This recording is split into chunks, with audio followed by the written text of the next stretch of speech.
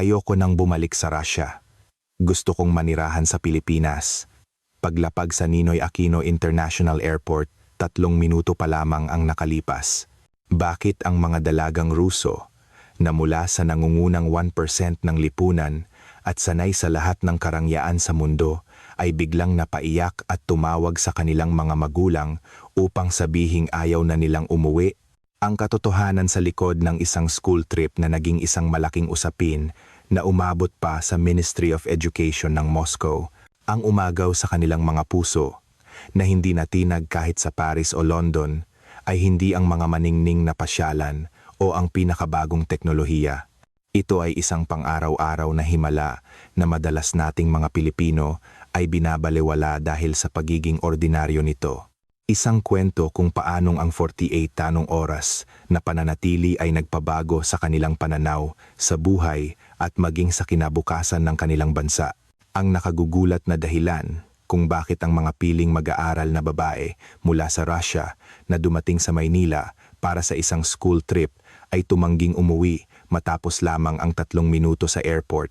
Sa kasalukuyan, may malaking kaguluhan sa Ministry of Education ng Moscow sa Russia. Ayon sa datos ng Kagawaran ng Turismo ng Pilipinas, tumaas ng 68% kumpara sa nakaraang taon ang bilang ng mga turistang Ruso na bumisita sa Pilipinas na umabot sa 230,000 katao. Partikular na mataas ang popularidad ng Pilipinas sa mga kabataang Ruso at dumarami umano ang mga international school na ginagawang destinasyon ng kanilang school trip ang Maynila. Isa sa mga ito ang Moscow Premium International School, isang kilalang paaralan kung saan tanging ang mga anak ng nangungunang 1% sa lipunan ang nakakapasok. Ang kwento ng 10 babaeng mag-aaral mula sa paaralang ito na nagkaroon ng espesyal na school trip ay naging malaking usap-usapan sa social media. Gusto kong manirahan sa Pilipinas. Ayoko nang bumalik sa Russia. Isang estudyante ang tumawag umano sa kanyang mga magulang 3 minuto lamang matapos makarating sa NAIA upang hilinging maghanap ng impormasyon tungkol sa pag-aaral sa Pilipinas. May isa namang estudyante na sobrang nagustuhan ng bansa kaya't nagtangka pa itong magtago sa huling araw ng kanilang pag-uwi. Ano nga ba ang nasaksihan ng mga babaeng ito mula sa mataas na lipunan sa Pilipinas? Ako si Sofia, isang 18 na labataong gulang na nag-aaral sa Moscow Premium International School. Ang aming paaralan ay isa sa mga pinakatanyag sa buong Russia. Karamihan sa mga mag-aaral ay mga anak ng mga diplomatiko, matataas na opisyal ng malalaking kumpanya at mga abogado. Ang aking ama ay isang ehekutibo sa isang kumpanya ng enerhiya at ang aking ina ay isang international lawyer. Dahil dito, mula pagkabata ay nakarating na ako sa iba't ibang bansa sa Europa, Paris, London, Rome, Berlin. Para sa akin, halos magkakatulad lang sila, mga lumang gusali, mataas na presyo ng bilihin at mga taong hindi palangiti, ngunit may ibang lugar na tunay na pumukaw sa aking interes. Iyon ay ang Pilipinas. Sa totoo lang, lubos akong nahuhumaling sa OPM, Original Filipino Music at mga teleserye. Lihim akong nakikinig sa mga kanta gamit ang earphones at nanonood ng mga Pinoy drama na may subtitles, kaya unti-unti akong natututo ng ilang salitang Filipino. Ngunit iba ang pananaw ng aking mga magulang. Sofia, Pilipinas? Alam mo ba kung nasaan iyon? Para sa aking ama, ang Pilipinas ay isang maliit na kapuluan lamang sa silangan. Ganoon din ang aking ina. Hindi ba't mas makabubuti kung mas marami ka pang makita sa Europa o Amerika? Gayunpaman, hindi ako sumuko. Nang magkaroon ng botohan sa paaralan para sa destinasyon ng school trip, syempre, pinili ko ang Pilipinas. Nagulat ako nang malaman na mahigit kalahati sa aking mga kaibigan ay pinili rin ang Pilipinas. Doon ko napagtanto kung gaano nakalaganap ang popularidad ng kulturang Pilipino sa mga kabataang Ruso. Sa huli, napagdesisyunan ng paaralan na sa Pilipinas gawin ang school trip. Gabi bago ang aming pag-alis, hindi ako makatulog sa sobrang pananabik. Hindi ako makapaniwala na sa wakas ay makakarating na ako sa Pilipinas. Ngunit kasabay nito, may kaunti rin akong pangamba. Paano kung iba ang Pilipinas na aking inaasahan sa katotohanan? Paano kung mabigo ako? Ang mga kaisipang ito ay paulit-ulit sa aking isipan. Sa sasakyan papuntang airport, sinabi ng aking ina, "Huwag kang masyadong umasa, maliit na bansa lang iyon, hindi tulad ng Europa." Tumango ako, ngunit sa loob-loob ko, gusto kong tumutol. "Wala kang alam tungkol sa Pilipinas, Mama." Sa airport, nagkita-kita kami ng aking mga kaibigan. Lahat ay masaya. Ang aming tagapangasiwa ay si Geneng Elena Petrova, isang veteranong guro na may 30 taong karanasan. Mahigpit siya, ngunit tunay na nagmamalasakit sa kanyang mga estudyante. Bago kami umalis, tinipon niya kami at sinabing, "Lahat kayo, maging magalang at panatilihin ang kaayusan. Tandaan ninyo, kinakatawan natin ang Russia." Tumango kaming lahat, sumakay kami sa eroplano at tumingin sa labas ng bintana. Unti-unting lumalayo ang kulay-abong kalangitan ng Moscow. Matapos ang mahabang biyahe, sa wakas ay nakarating kami sa Ninoy Aquino International Airport, 11:20 na ng gabi. Nang bumukas ang pinto ng eroplano, bumilis ang tibok ng aking puso. Sa wakas, matutuntong ko na ang lupain ng Pilipinas. Pagpasok namin sa terminal, kusa na lamang bumuka ang aking bibig. "Ma'am, airport po ba talaga ito? Para itong hotel, kahit gabi na. Ang airport ay maliwanag na parang araw. Ang sahig ay makintab na parang salamin. Ibang-iba sa airport ng Moscow." Sa Moscow, pagsapit ng 10:00 ng gabi, halos lahat ng tindahan ay sarado na. Ang paglilinis ay kinabukasan pa ng umaga sisimulan. Ang sahig ay laging marumi at ang mga staff ay masusungit. Ngunit dito, iba. Sa bawat information desk, may mga staff na nakangiting naghihintay. Nakita ko ang isang janitor na yumuko at bumati sa mga pasaherong dumadaan. Totoo ba ito? Hindi ako makapaniwala. Ito ay isang tanawin na hinding-hindi mo makikita sa Russia. Hinawakan ng isa kong kaibigan ang aking braso at bumulong, "Sofia, ang ganda dito, ang linis at ang daming tao kahit gabi na." Tumango ako. Nang pumila kami sa immigration, muli akong nagulat. Kahit na kami ay isang malaking grupo ng mga dayuhang estudyante na hindi inaasahan, hindi nataranta ang mga staff. Sa halip, isang interpreter na marunong mag-Russian ang agad na lumapit sa amin. "Magandang gabi, mga mag-aaral. Maligayang pagdating sa Pilipinas." Perpekto ang kanyang Russian. Nagkatinginan kami ng aking mga kaibigan sa pagkamangha. Isinasaalang-alang ng interpreter ang aming edad, kaya't dahan-dahan at maingat niyang ipinaliwanag ang lahat ng proseso. Mula sa pagsulat sa arrival card, sa lugar kung saan kukunin ang aming mga bagahe, hanggang sa aming schedule kinabukasan. Kung mayroon kayong anumang problema o katanungan, sabihin niyo lang po, kailan ba ang huling beses na nakatanggap ako ng ganito kainit na pagtanggap sa mga airport sa Europa? Hindi mabilang ang mga pagkakataong binaliwala kami o nakaranas ng diskriminasyon dahil sa pagiging dayuhan. Pumunta kami sa harap ng automated immigration system. Dahil unang beses naming makakita ng ganitong makina, hindi namin alam kung paano gamitin. Agad na may lumapit na staff at magiliw kaming tinuruan. "Ilagay niyo po ang passport dito at tumingin sa screen. Mayroon din pong Russian language option." Tiningnan ko ang screen at totoo nga, may suporta ito para sa 12 na wika kasama ang Russian. Madaling sundan ang disenyo nito. Nang matapos ako, lumingon ako at nakita ko ang aking mga kaibigan na may pagkamangharing ginagamit ang makina. Lumipat kami sa baggage claim area. Isang malaking electronic board ang nagpapakita ng lokasyon ng mga bagahe sa real time. Sa Moscow, inaabot kami ng 1 oras para lang hanapin ang aming mga gamit. Hindi mo alam kung nasaan at walang staff na mapagtatanungan. Ngunit dito, lahat ng sistema ay tumpak at mabilis. Hindi pa umabot ng 10 minuto ay nakuha ko na ang aking bagahe. Habang naghihintay, kinuha ko ang aking smartphone at nag-message sa aking ama. "Papa, pwede mo bang tingnan ang impormasyon tungkol sa mga universidad sa Pilipinas? Ang galing dito. 3 minuto pa lang ako dito, pero nahulog na ang loob ko." Pagkatapos kong ipadala ang mensahe, napagtanto ko ang aking isinulat, impormasyon tungkol sa mga universidad sa Pilipinas. Hindi ko namamalayan, iyon na pala ang nasa isip ko. Hindi pa man ako nakakalabas ng airport, ngunit ramdam ko na, ang bansang ito ay ibang-iba sa aking inaasahan. mas maunlad, mas maalaga, at mas magiliw. Tinipon kami ni Geeneng. Elena, halina, pupunta na tayo sa hotel.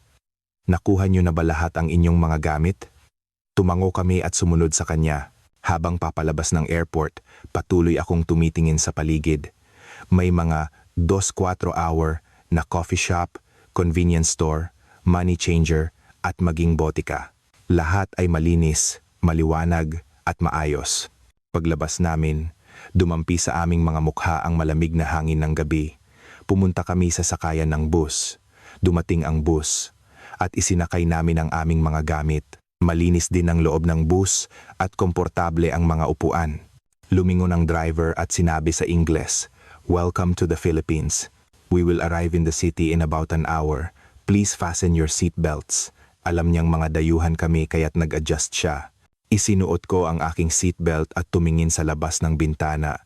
Habang umaandar ang bus, unti-unting lumalayo ang NAIA. Sa aming harapan ay ang malawak na expressway patungong siyudad. Kahit gabi, maliwanag ang kalsada at maayos ang daloy ng mga sasakyan. Ang mga kalsada sa Moscow tuwing gabi ay madilim at mapanganib, ngunit dito, ibang-iba. Isang kaibigan ko ang sumigaw habang nakaturo sa labas. "Tingnan nyo, bukas pa ang ilaw ng convenience store." Lahat kami ay dumungaw sa bintana. Totoo nga, bawat convenience store ay maliwanag at may mga taong labas-masok. Hating gabi na, pero sa Moscow, 10:00 pa lang sarado na ang halos lahat ng tindahan, sabi ng kaibigan ko, at lahat kami ay sumang-ayon. At noon, nasaksihan namin ang isang mas nakamamanghang tanawin. May mga nakita kaming mga kabataang babae na naglalakad mag-isa. Mahigit 1:00 na ng madaling araw, ngunit ang mga babae ay nakasuot ng earphones at kalmadong naglalakad na parang namamasyal. Walang bakas ng takot, hindi ko maisara ang aking bibig. Ito ay isang tanawin na hinding-hindi mo maiisip sa Russia. Sa Moscow, bawal lumabas ang babae ng mag-isa kapag lumagpas na ng 10:00 ng gabi. Masyadong mapanganib, pagnanakaw, karahasan, kidnapping laging laman ng balita. Kaya't ako man ay hindi lumalabas mag-isa sa gabi. Laging kasama ang aking ama o ang aming driver. Ngunit dito sa Pilipinas, iba. Kahit mag-2:00 na ng madaling araw, ang mga babae ay malayang naglalakad mag-isa at habang nakatingin pa sa kanilang mga smartphone. "Ma'am, hindi po ba sila nanganganib?" Tanong ko kay Geneng. Elena. Nagulat din siya habang nakatingin sa labas at tinanong ang driver sa Ingles. "Is it safe here for a woman to walk alone at night?" Ngumiti ang driver at sumagot, "Of course, ma'am. The Philippines, especially in this area, is very safe even at night. Women can walk around without worry." Nang marinig ko iyon, kumirot ang puso ko. Mayroon palang ganitong bansa. Nagkatinginan ang aking mga kaibigan. Lahat ay may ekspresyon ng pagkamangha. Naisip ko, ito ang tunay na anyo ng isang maunlad na bansa. Hindi ang mga magagarang gusali o mamahaling tindahan, kundi isang bansa kung saan ang mga mamamayan ay ligtas na makakalakad sa gabi. Iyon ang tunay na kaunlaran. Nagpatuloy ang bus patungo sa sentro ng lungsod. Habang papalapit kami sa business district, nakikita na namin ang mga matataas na gusali, mga skyscraper na gawa sa salamin ang nangingibabaw sa kalangitan. Bawat gusali ay may maningning na ilaw at ang iba ay may gumagalaw na imahe sa kanilang LED screens. "Wow, parang nasa hinaharap tayo," sabi ng isa kong kaibigan. Totoo nga, ibang-iba ang pakiramdam kumpara sa mga lumang siyudad sa Europa. Ang Paris at London ay maganda dahil sa kanilang makasaysayang mga gusali, ngunit mayroon silang luma at kupas na pakiramdam. Ngunit ang Maynila, partikular ang lugar na ito, ay iba. Moderno, sopistikado, at puno ng enerhiya. Nang dumaan kami sa isang malaking tulay, halos mapigil ang aking hininga. Napakaganda ng tanawin ng syudad mula sa tulay. Ang mga gusali sa magkabilang panig ng ilog, ang mga ilaw sa tulay, at ang refleksyon nito sa tubig lahat ay perpektong nagkakatugma.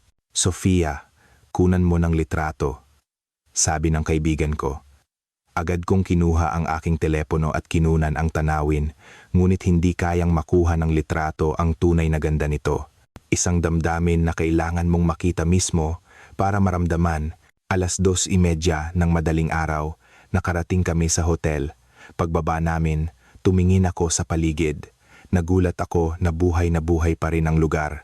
May mga 24-hour na kainan at convenience store na may mga customer. May mga tao pa ring naglalakad sa kalsada. Sa Moscow, sa ganitong oras, tahimik na ang lahat at tulog na. Ngunit dito, gising pa ang syudad. Pumasok kami sa lobby ng hotel. Malinis at moderno ang interior. Habang nag-check-in, napansin ng front desk staff ang aming edad at binigyan kami ng mga kwarto sa isang tahimik na palapag. Since you are students, we gave you rooms on a quiet floor. Please have a good rest. Kahit hindi Russian, nagsalita siya ng mabagal sa Ingles para maintindihan namin. Ipinaliwanag din niya ang oras ng almusal at ang mga pasilidad sa paligid. If you need anything, just call the front desk. We are available 24 hours.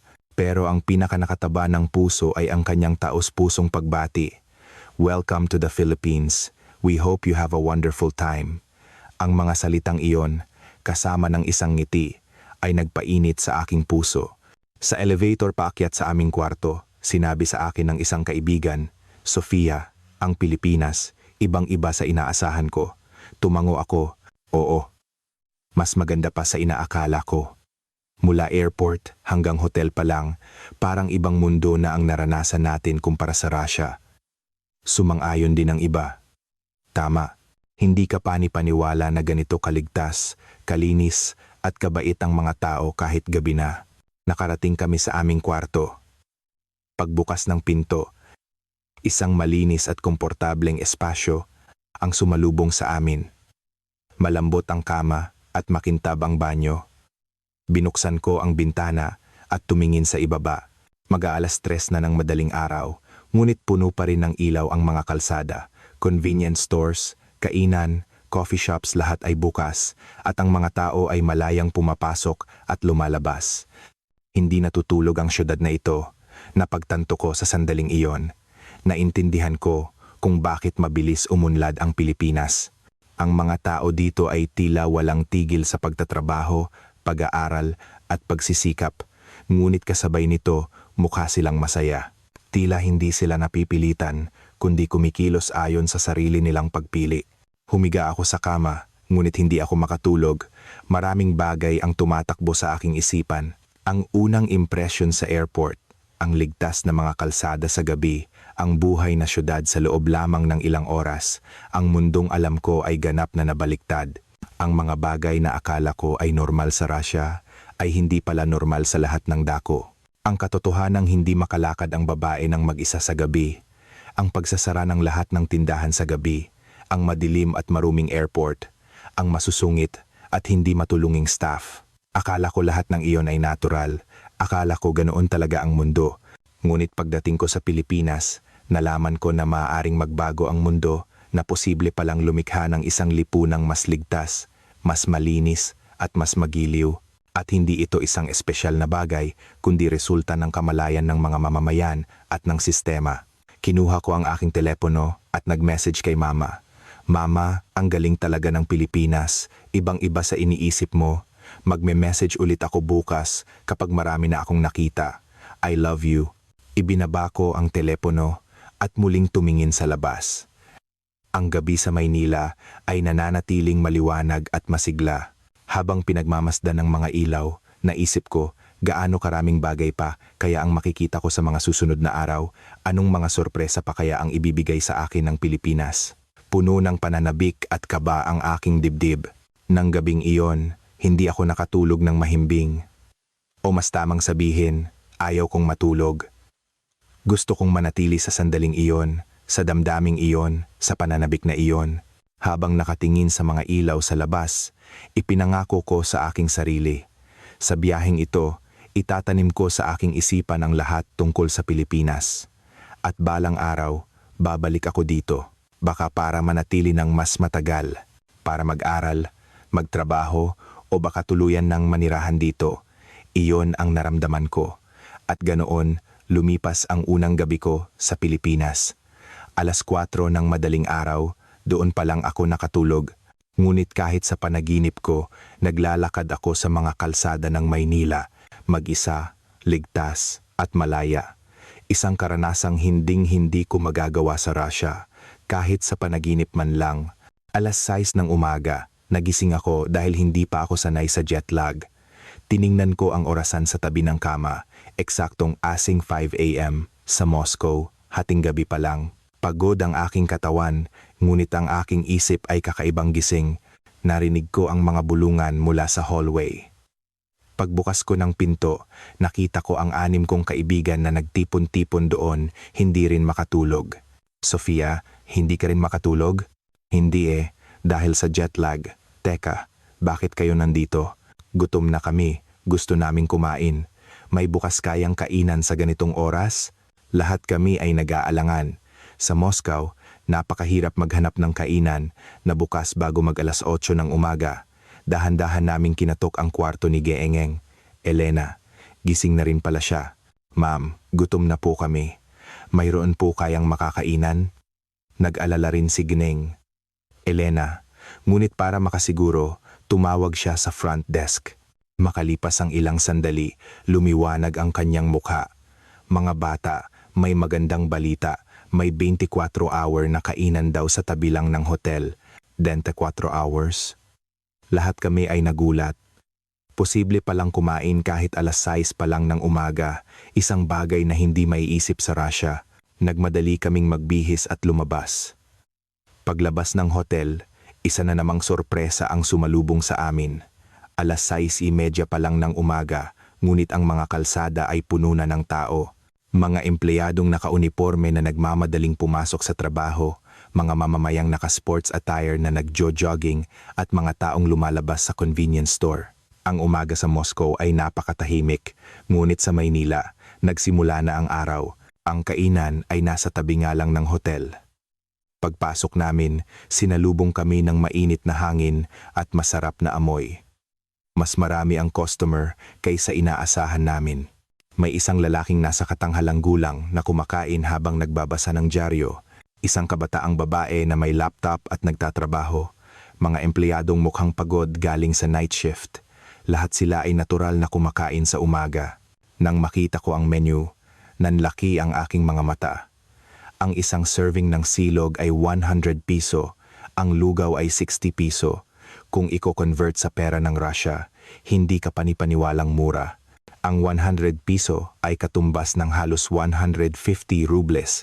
Sa Moscow, para makakain ng ganito, kailangan mo nang hindi bababa sa 400 rubles.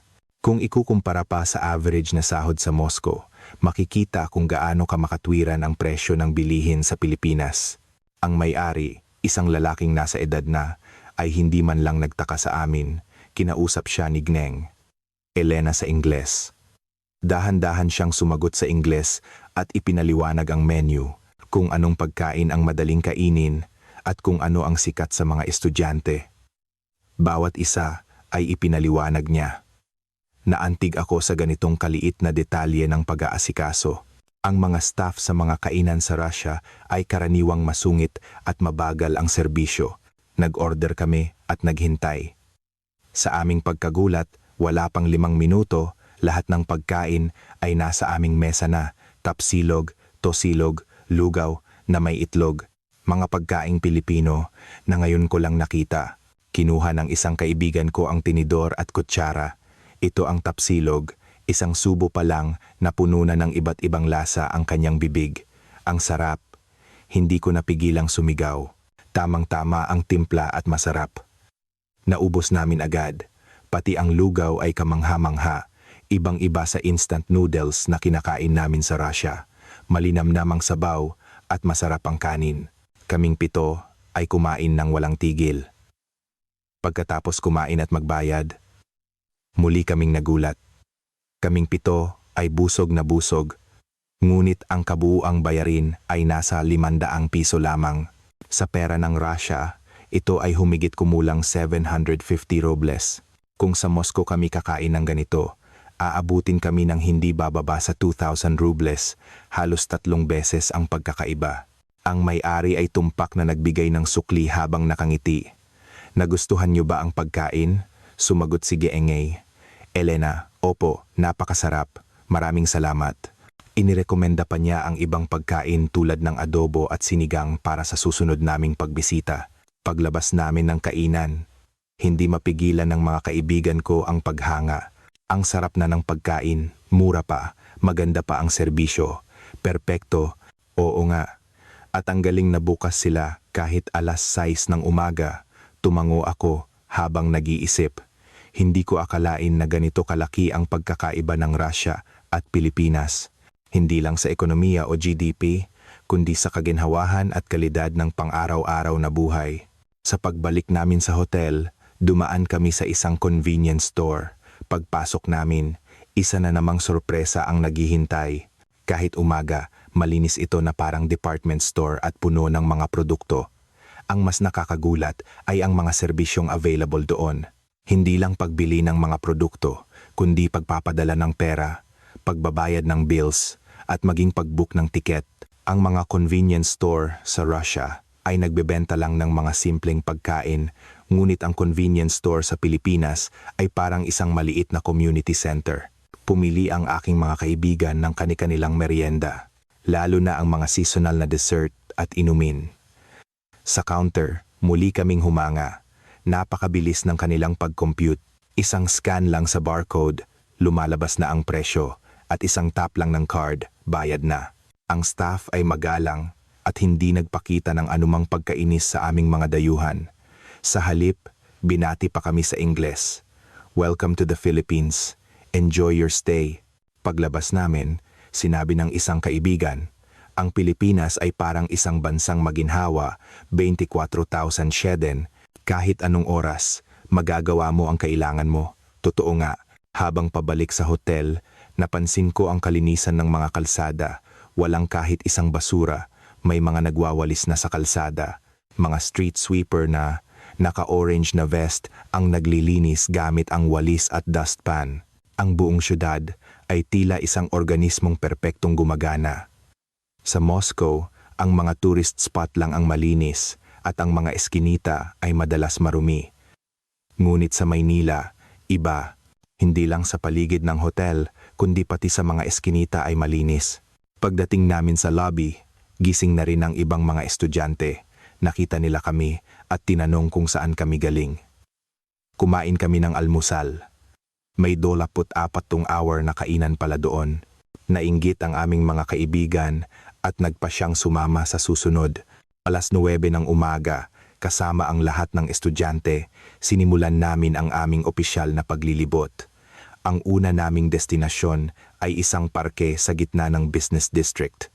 Ito ay inirekomenda ng staff ng hotel kay Geng Elena bilang lugar kung saan pinakamainam na makikita ang pang-araw-araw na buhay ng mga tagalungsod.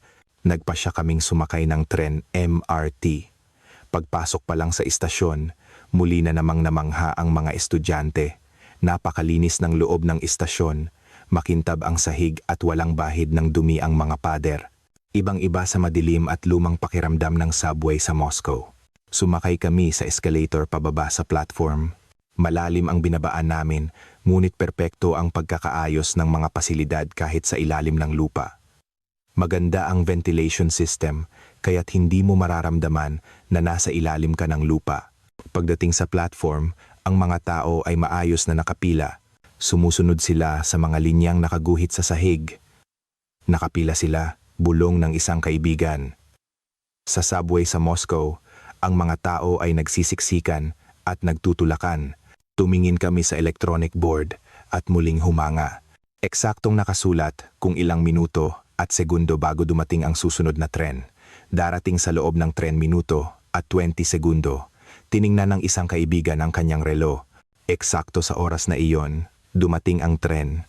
Walang kahit isang segundong pagkakaiba. Nang dumating ang tren, mas humanga kami sa kilos ng mga tao. Nang bumukas ang pinto, lahat ay tumabi para bigyang daan ang mga bababa. Nang makababa na ang lahat, saka sila maayos na pumasok. Walang tulakan, walang agawan. Ang loob ng tren ay nakakagulat din.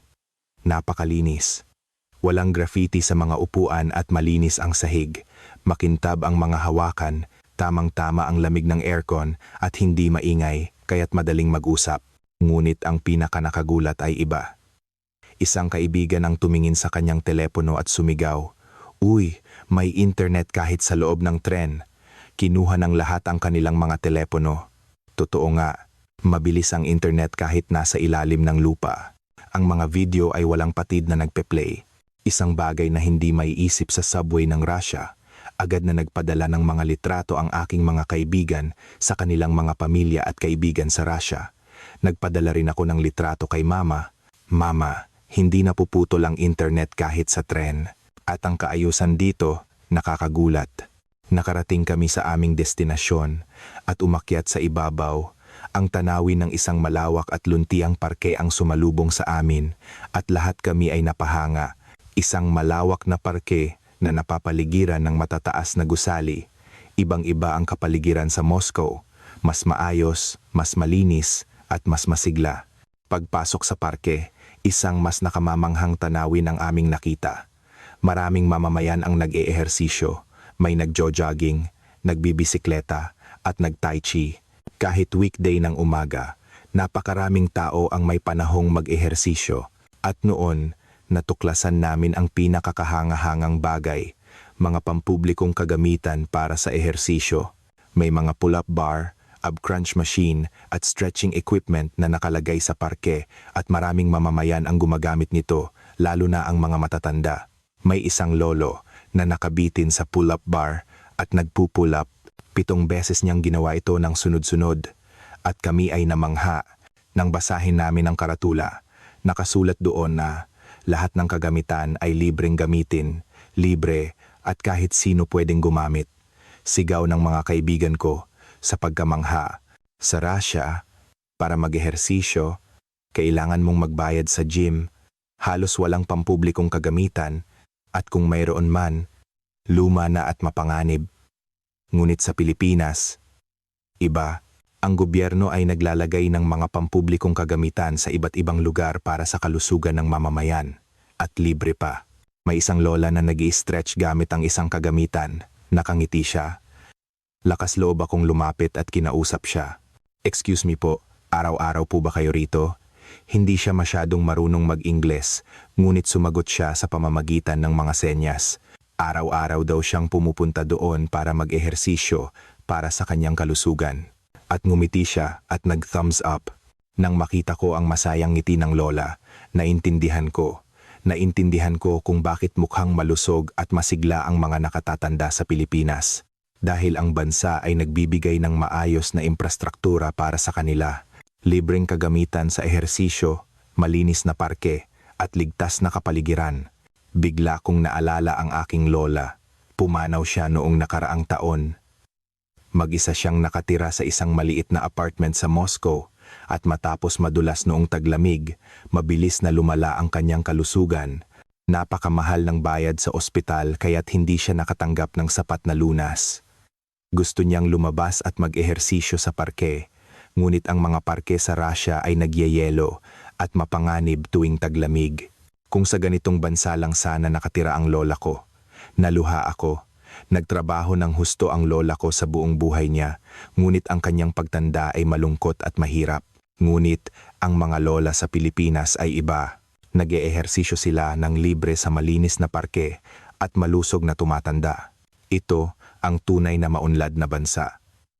Hindi lang isang bansang maunlad ang ekonomiya, kundi isang bansang nagmamalasakit sa kanyang mga mamamayan, lalo na sa mga mahihina. Iyon ang tunay na kaunlaran. Umupo kami sa isang bench sa parke at nagpahinga. Tumingin ako sa paligid at nakita ko ang maraming pamilya.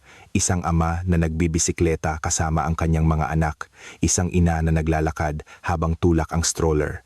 Isang mapayapang tanawin ng pang-araw-araw na buhay.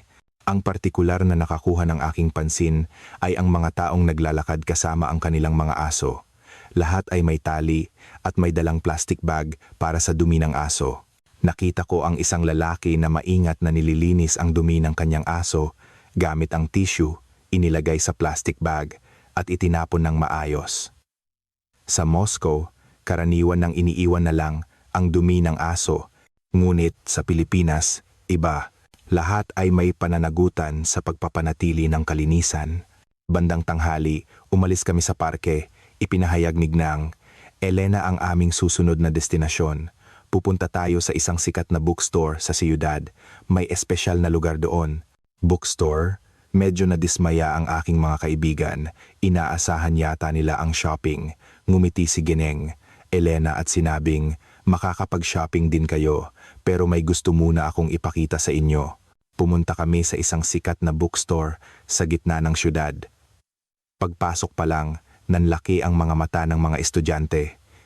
Hindi ito isang ordinaryong bookstore. Mataas ang kisame, malumanay ang ilaw, at artistikong nakaayos ang mga estante ng libro para itong isang art gallery. Bookstore ba to? Tanong ng isang kaibigan. Hindi makapaniwala. Ngunit ang gustong ipakita sa amin ni Geenge, Elena ay hindi lang ang ganda ng arkitektura. Sige, tingnan ninyong mabuti ang paligid, mahinang sabi niya. Tumingin ako sa paligid at napagtanto ko, kahit 2:00 na ng hapon sa isang weekday, maraming mamamayan ang nagbabasa ng libro. Nakaupo sila at seryosong nakatutok sa kanilang binabasa. Ang partikular na nakakuha ng aking pansin ay ang mga empleyadong nakaunipormeng pang-opisina. Isang lalaki ang may bukas na libro tungkol sa ekonomiya at masipag na nagsusulat ng mga tala. Isang babae ang nag-aaral ng Ingles. Hindi ba sila nagtatrabaho? Pabulong na tanong ng isa kong kaibigan. Ipinaliwanag ni Gieneng, Elena, malamang ginagamit nila ang kanilang lunch break. Maraming Pilipino ang gumagamit ng kanilang lunch break para sa self-improvement. Nagulat ako. Ang mga empleyado sa Moscow ay karaniwang nagkakape o naninigarilyo tuwing lunch break. Ngunit ang mga empleyado sa Pilipinas ay nagbabasa ng libro sa bookstore. Mukhang sineseryoso talaga nila ang pag-aaral, bulong ko. Tumango si Gineng, Elena, tama. Ang mga Pilipino ay hindi tumitigil sa pag-aaral habang buhay. Iyan ang isa sa mga dahilan kung bakit mabilis umunlad ang bansang ito. Pinagmasdan ko pa ang paligid. Hindi lang mga batang empleyado, kundi pati mga matatanda. Isang lolo ang nagbabasa ng libro ng kasaysayan at isang lola ang tumitingin sa mga cookbook. Ang mga mukhang estudyante sa kolehiyo ay may mga laptop at gumagawa ng kanilang mga takdang aralin o nag-aaral ng programming. Lahat ng edad ay nag-aaral sa kani-kanilang paraan. Sa Russia, ang konsepto ng lifelong learning ay hindi pangkaraniwan. Kapag nakapagtapos ka ng kolehiyo, tapos na ang pag-aaral. Kapag pumasok ka na sa trabaho, hindi ka na nag-aaral. Ngunit sa Pilipinas, ibang-iba. Lahat ng edad ay patuloy na nag-aaral, lumalago at nagsisikap na umunlad. Naisip ko, ito ang tunay na anyo ng isang maunlad na bansa. Naglakad ako papunta sa seksyon ng mga libro para sa pag-aaral ng Filipino. Maraming iba't ibang aklat-aralin ang nakahanay mula sa beginner hanggang advanced. Kumuha ako ng isa at binuklat ito. Napakaganda ng mga letra. Balang araw, gusto kong maging matatas sa wikang ito. Isang matibay na layunin ang nabuo sa aking puso. Gusto kong matuto ng Filipino, mag-aral sa Pilipinas, magtrabaho at manirahan dito. Gusto kong maging bahagi ng bansang ito. Ang aking mga kaibigan ay tumitingin din sa mga librong interesado sila. May tumitingin sa kasaysayan ng Pilipinas, sa kultura at sa mga pagkaing Pilipino. Lahat kami ay gustong mas makilala ang Pilipinas. Nanatili kami sa bookstore ng halos 1 oras. Tahimik kaming nagbasa at nagpalipas ng oras. Kakaibang kapayapaan ang naramdaman ko. Isang damdaming hindi ko pa naramdaman sa Russia. Paglabas namin, tinanong ni Gnang, Elena, kumusta? Sumagot ang isang kaibigan, Ma'am, parang naiintindihan ko na kung bakit umunlad ang Pilipinas dahil may kultura sila ng patuloy na pag-aaral. Sinabi naman ng isa pa, tama. Ang kanilang pagmamahal sa pag-aaral ang nagpapaunlad sa bansa. Tumango ako. Ngumiti si Geng. Elena, tama. Ang Pilipinas ay hindi isang bansang mayaman sa likas na yaman, ngunit namuhunan sila sa tao. Namuhunan sila sa edukasyon at lumikha ng isang kultura ng lifelong learning. Iyan ang lakas ng bansang ito. Ang mga salitang iyon ay tumatak sa aking puso. Ang Russia ay mayaman sa likas na yaman, ngunit mahirap ang buhay ng mga mamamayan. Kulang ang pamumuhunan sa edukasyon at walang kultura ng lifelong learning. Ngunit ang Pilipinas ay iba. Isang bansang nagpapalago ng kanyang mga tao. Sunod, pumunta kami sa isang lugar na kilala bilang sentro ng mga kabataan, sabi ni Geengeng. Elena, gusto niyang ipakita sa amin ang kultura ng mga kabataang Pilipino. Paglabas namin ng istasyon, sinalubong kami ng isang masiglang kapaligiran. Mga kabataang may kakaibang pananamit, tawanan, at musika. Isang enerhiyang ibang-iba sa Moscow. Paglabas namin sa kalsada, ang unang napansin namin ay mga street performers. Isang grupo ang sumasayaw sa gilid ng daan. 5 kabataan ang nagpapakita ng perpektong sayaw. Huminto kami at pinanood sila. Napakagaling ng kanilang mga galaw na kasabay ng musika. Ramdam mo ang kanilang passion. Nang matapos ang kanilang pagtatanghal, masigabong pinalakpakan sila ng mga manonood. Sumabay kami sa palakpakan. Ilang tao ang naglagay ng pera sa kanilang sombrero. Sabi ng isang kaibigan, ang galing ng level ng street performance dito. Naglakad pa kami at nakakita ng isa pang grupo. Isang banda naman na tumutugtog ng instrumento. Rock music ang kanilang tinutugtog at napakagaling nila. Sumabay kami sa ritmo. Naramdaman ko na ang musika ay walang hangganan. Pumunta kami sa isang lugar kung saan may flea market. Mga batang artist ang nagbebenta ng kanilang mga gawang kamay, mga alahas, sining at damit. Huminto kami sa isang stall, mga hikaw na may tradisyonal na disenyo ng Pilipinas ngunit modernong estilo. Ang nagbebenta ay isang batang babae. Ipinaliwanag niya sa Ingles. Ako po mismo ang gumawa niyan. Pinagsama ko ang tradisyon at modernong Pilipinas. Napakaganda. Bumili ang isa kong kaibigan. Magandang pasalubong to. Sa ibang stall, may nagbebenta ng mga gawang sining gamit ang baybayin, ang sinaunang sulat ng mga Pilipino. Magagandang salita tulad ng pag-ibig, kaligayahan, pangarap at pag-asa ang nakasulat. Namangha kaming lahat sa ganda ng baybayin. Nakiusap ako sa artist. Pwede po bang isulat niyo ang pangalan ko? Ngumiti ang artist at sinabing, syempre. Ano po ang pangalan niyo? Sofia po. Kinuha ng artist ang kanyang panulat at magandang isinulat ang Sofia sa baybayin kasama ang salitang karunungan sa tabi nito. Napakaganda ng aking pangalan na nakasulat sa Filipino. Itinago ko ito ng maayos. Balang araw, kapag matatas na akong magsalita ng Filipino, titingnan ko ito at aalalahanin ang araw na ito. Huminto kami sa harap ng isang coffee shop. Kakaiba ang interior. Pagpasok namin, maraming kabataan ang may mga laptop at nagtatrabaho. May gumagawa ng disenyo, may nagsusulat. Ang coffee shop ay hindi lang isang lugar para magpahinga, kundi isang espasyo para sa paglikha at pag-aaral. Naisip ko, ang Pilipinas ay isang bansang nagbibigay ng oportunidad sa mga kabataan. Ang espasyo, kultura at sistema ay lahat ginawa para matupad ng mga kabataan ang kanilang mga pangarap. Habang papalapit ang gabi, lalong sumigla ang kalsada, sumindi ang mga neon sign at lumakas ang tunog ng musika. Lubos akong nahumaling sa enerhiyang ito. Gusto kong manirahan sa ganitong lugar. Ipinangako ko sa aking sarili, babalik ako sa Pilipinas. Bilang isang exchange student at sa syudad na ito na puno ng enerhiya, tutuparin ko ang aking mga pangarap. Dumating ang umaga ng aming huling araw. Sa hapon, kailangan na naming pumunta sa airport. Ang huling araw sa Pilipinas. Nanikip ang aking dibdib. Ang bilis ng oras. Marami pa akong gustong makita at maranasan. Pagkatapos ng almusal, sinabi ni Geeng, Elena, para sa huling pamimili, pupunta tayo sa isang malaking mall. Bumili kayo ng mga pasalubong para sa inyong pamilya, isang sikat na lugar para sa pamimili. Mula sa hotel, pupwede itong lakarin. Gusto kong lakarin ang huling pagkakataon sa mga kalsada ng syudad. Kasama ang aking mga kaibigan, dahan-dahan kaming naglakad at itinanaw ang paligid. Ang sikat ng araw sa umaga ay tumatagos sa pagitan ng mga gusali. Mga taong papasok sa trabaho, mga may-ari ng tindahan na nagbubukas ng kanilang mga pinto, mga naglilinis, isang ordinaryong umaga sa syudad. Ngunit para sa akin, ito ay espesyal. Pagdating namin sa lugar, marami ng tao, mga department store, boutique, at iba't ibang tindahan. Mga tao mula sa iba't ibang panig ng mundo ang bumibisita dito. Unang pinuntahan ng mga kaibigan ko ang isang tindahan ng cosmetics. Sumunod ako. Sikat ang mga produktong pampaganda ng Pilipinas sa magandang kalidad. Pagpasok namin, sinalubong kami ng isang nakangiting staff. Sinimulan ng aking mga kaibigan na subukan ang mga produkto.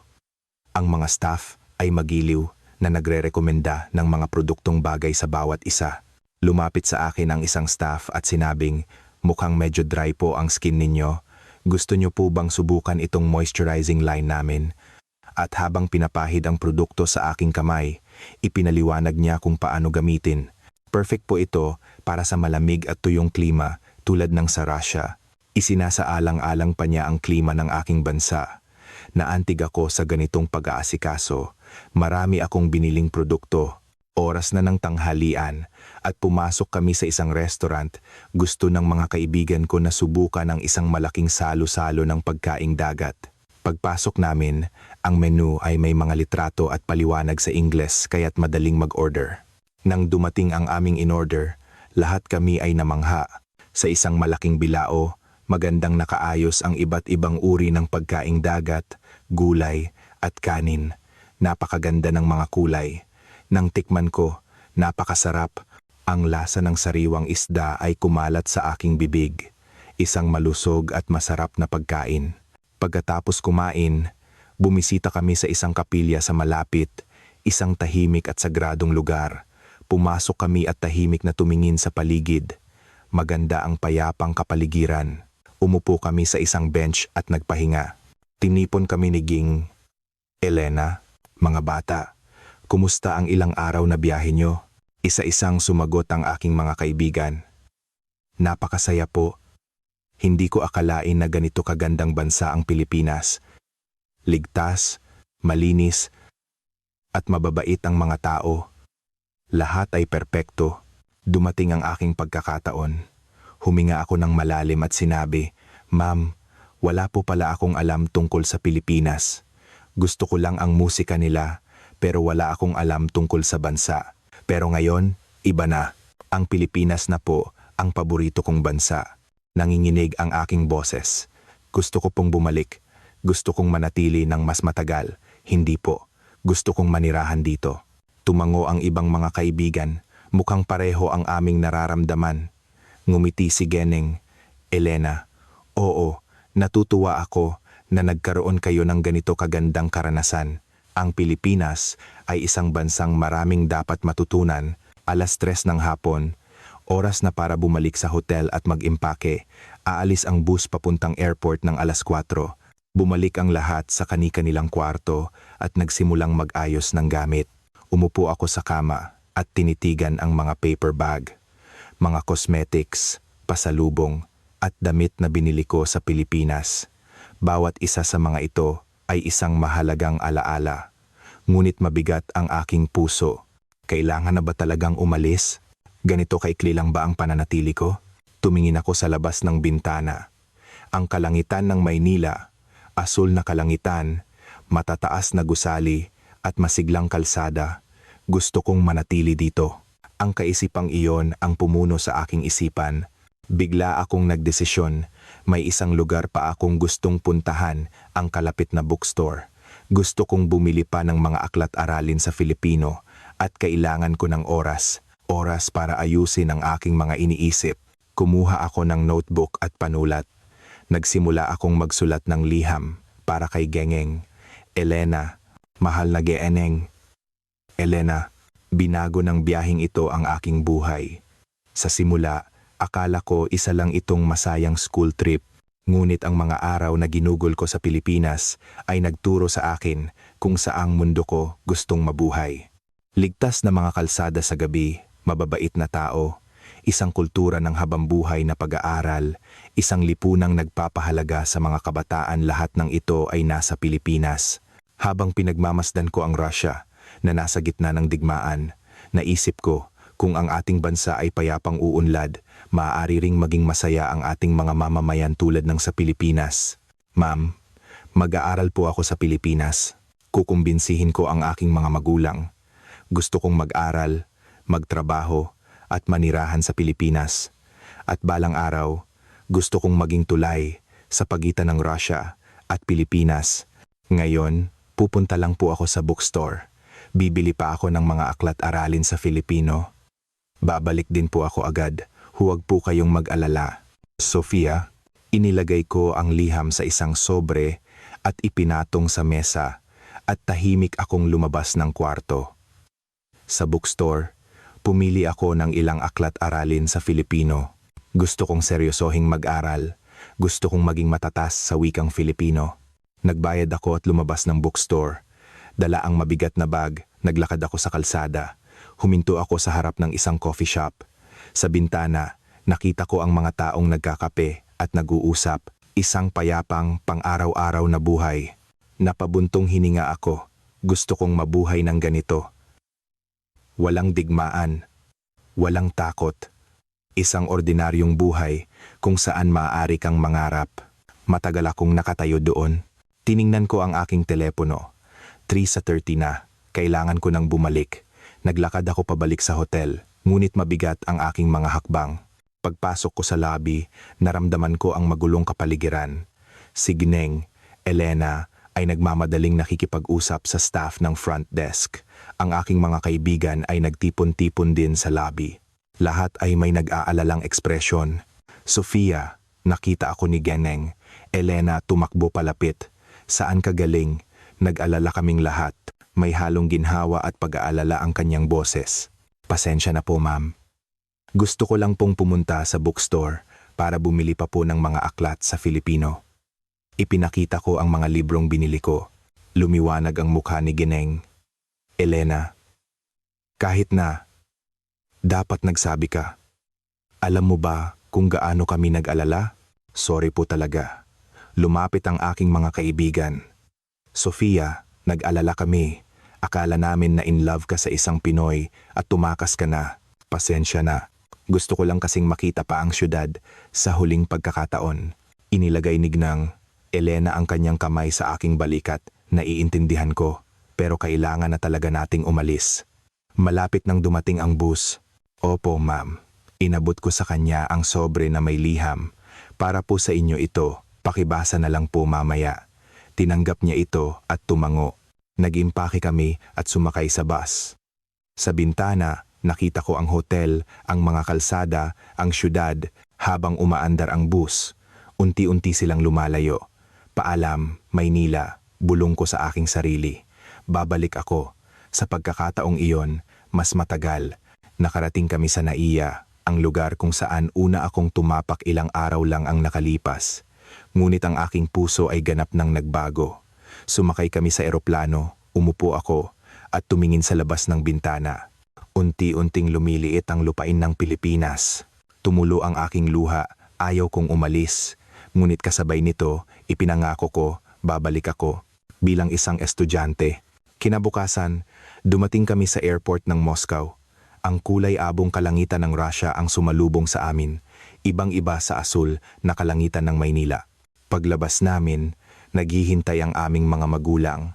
Nakita ako ni Mama at tumakbo palapit. Sofia, welcome back. Opo, Mama. Niyakap ko siya, ngunit kakaiba. Tila banyaga sa akin ang Moscow. Ilang araw lang ang nakalipas. Ito ang aking tahanan. Ngunit ngayon, tila hindi na. Ang aking mga kaibigan ay nagsimulang magkwento sa kanilang mga magulang tungkol sa Pilipinas. Mama, ang galing talaga ng Pilipinas. Papa, doon, ligtas maglakad ang babae mag-isa sa gabi. May 24-hour convenience store at napakalinis ng tren. Nagbago ang ekspresyon ng mga magulang, puno ng pagtataka. Tinitigan din ako ng aking ina. Sofia, ganoon mo ba kagusto ang Pilipinas? Opo, Mama. Higit pa sa inaasahan ko. Sa sasakyan pa uwi, tumingin ako sa labas. Ang mga kalsada ng Moscow, mga lumang gusali, maruruming daan, mga taong walang ekspresyon. Bakit ang dilim? Bakit ang dumi? Bakit walang emosyon ang mga tao? Hindi ko maiwasang ikumpara sa Pilipinas. Pagdating sa bahay, inayos ko ang aking mga gamit. Isa-isa kong inilabas ang mga binili ko, mga cosmetics, pasalubong, at mga aklat sa Filipino. Pumasok si Mama sa aking kwarto. Sofia, ano lahat yan? Regalo ko po sa inyo, Mama. Mga cosmetics galing Pilipinas. Umupo ako sa kama at tinitigan si Mama. Mama, gusto ko pong mag-aral sa Pilipinas. Natigilan si Mama. Ano? Gusto kong mag-aral sa Pilipinas. Doon ko rin po gustong magkolehiyo. Umupo si Mama sa tabi ko. Sofia, ilang araw ka lang doon. Iba ang bansang nakita mo sa biyahe, sa totoong buhay doon. Alam ko po, pero seryoso po ako, Mama. Sa Pilipinas ko gustong buuin ang aking kinabukasan. Nang gabing iyon, nagkaroon kami ng family meeting. Sa harap ni na Papa at Mama, sinabi ko ang lahat, ang mga nakita ko, naramdaman at natutunan. Ang ligtas na lipunan, ang maunlad na sistema, ang kultura ng pag-aaral, ang pagpapahalaga sa mga kabataan. Seryosong nakinig si Papa. Sofia, naiintindihan ko na magandang bansa ang Pilipinas, pero Ruso ka. Dito ang bansa mo. Alam ko po, Papa. Pero sa Pilipinas ko nakita na hindi digmaan, kundi kapayapaan, hindi panunupil, kundi kalayaan ang nagpapasaya sa mga mamamayan. Nag-isip si Papa ng matagal. Sige, magsimula kang mag-aral ng Filipino at pagkatapos ng 1 taon, mag-usap tayo ulit. Kung hindi pa rin nagbabago ang isip mo, tutulungan kita. Naluha ako, talaga po, Papa. O, mula noon, sinimulan kong mag-aral ng Filipino. Araw-araw, 2 oras, at sa paaralan, isang malaking pangyayari ang naganap. 1 linggo matapos ang biyahe, nagsimulang mag-post ang aking mga kaibigan ng mga litrato at video ng aming biyahe sa Pilipinas. Gumawa rin ako ng isang video, mga babaeng kumakain mag-isa sa isang kainan ng 2:00 ng madaling araw, mga matatandang nag-ehersisyo sa parke, internet kahit sa loob ng tren, malilinis na kalsada. Ang pamagat, ang bansang nagpabago sa aking buhay sa loob ng 48 oras. Naging viral ito. 50,000 views sa unang araw, 300,000 sa 1 linggo, libu-libong komento. Hindi ko akalain na ganyan kaunlad ang Pilipinas. Gusto ko ring pumunta. Bakit hindi ganito ang Russia? Naging bukang bibig sa buong Russia ang Pilipinas. Sa pulong ng mga magulang sa paaralan, naging paksari ng Pilipinas. Gusto ko ring ipadala ang anak ko sa Pilipinas. Napakaganda raw ng sistema ng edukasyon doon. Hiniling ng paaralan na magbigay ng espesyal na talumpati signang. Elena, makalipas ang 1 buwan, nagkaroon ng pagtitipon sa auditorium. Ikinuwento ni Gneng. Elena, ang aming karanasan, ang episyenteng sistema, ang antas ng kamalayan ng mga mamamayan, ang pagtanggap sa mga dayuhan, edukasyon, kultura at ligtas na lipunan. Isang biyahe ang nagpabago sa buhay ng mga bata. Pagkatapos ng talumpati, maraming estudyante ang lumapit sa kanya. Isa ako sa kanila. Ma'am, nagsimula na po akong mag-aral ng Filipino. Ngumiti siya. Oo, Sofia, nabasa ko ang liham mo. Nakakaantig. Ilang araw pa, isang mas nakakagulat na balita ang dumating. Isang opisyal na sulat ang natanggap ng paaralan mula sa Ministry of Education ng Russia. Inanunsyo ito ni Gneng. Elena, sa harap ng lahat, mga mag-aaral, mayroon akong magandang balita. Ang school trip natin sa Pilipinas ay nakakuha ng atensyon ng Ministry of Education ng Russia. Nagkagulo ang auditorium, pinag-aralan ng ministry ang mga video at ulat ng ating biyahe at nagpasya silang opisyal na pag-aralan ng sistema ng edukasyon at infrastruktura ng Pilipinas bilang huwaran. Nagpalakpakan ang mga estudyante. Isang school trip ang nagsimulang magbago sa patakaran ng isang bansa. Hindi namin akalain na ang aming 48 oras ay magdudulot ng ganito kalaking pagbabago. Pagkatapos noon, nagsimula ang mga pagbabago sa paaralan. Nagkaroon ng Philippine Culture Week. Sinubukan ang mga pagkaing Pilipino, nanood ng mga pelikulang Pilipino, at nagkaroon ng Filipino Language Club. Sumali ako at nahalal na pangulo. Lumipas ang ilang buwan. Isang araw, tinawag ako ng aking mga magulang. Inilapag ni Papa ang ilang dokumento sa harap ko. Sofia, tingnan mo ito. Mga brochure ng mga universidad sa Pilipinas. University of the Philippines, Ateneo de Manila University, De La Salle University. Nag-research si Papa. Pwede kang mag-apply bilang dayuhang mag-aaral. Kailangan mo lang maipasa ang language proficiency test. Nanginginig ang aking mga kamay. Papa, di ba't nangako ka 1 taon pa? Sofia, araw-araw kang nag-aral ng Filipino. Walang palya, nakita ni Papa yon. Tumulo ang aking luha.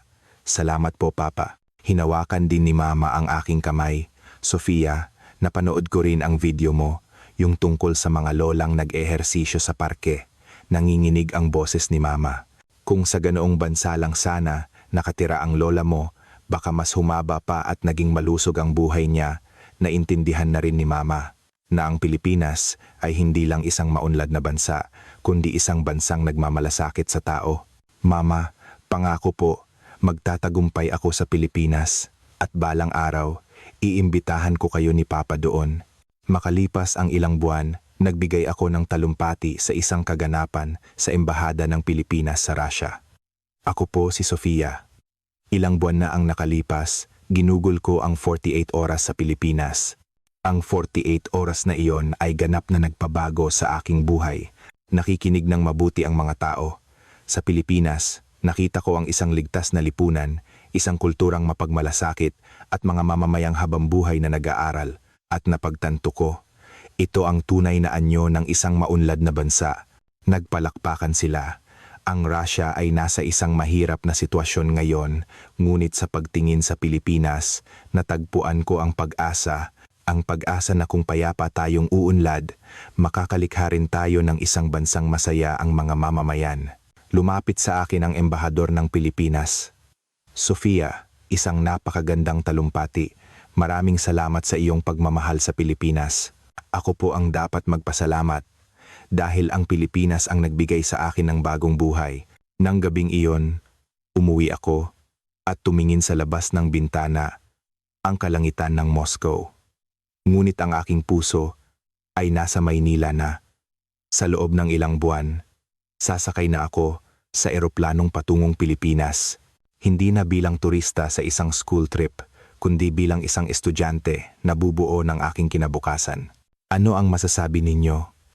Ang kwento ng mga piling mag-aaral na babae mula sa Russia at ang kanilang 48 oras na karanasan sa Pilipinas. Ang kanilang nakita ay hindi ang mga maningning na pasyalan. Ito ay ang ligtas na mga kalsada sa gabi, ang mababait na mamamayan, ang kultura ng patuloy na pag-aaral, at ang isang lipunang nagpapahalaga sa mga kabataan, ang ating pang-araw-araw na buhay. Ang mga bagay na para sa atin ay ordinaryo, para sa iba ay isang mundong pinapangarap. Ito ang tunay na lakas ng Pilipinas. Hindi ang ekonomiya o lakas militar, kundi ang kamalayan at pagmamalasakit ng mga mamamayan at ang mapayapang pang-araw-araw na buhay. Iyan ang tunay na dahilan kung bakit minamahal ng mga tao sa buong mundo ang Pilipinas.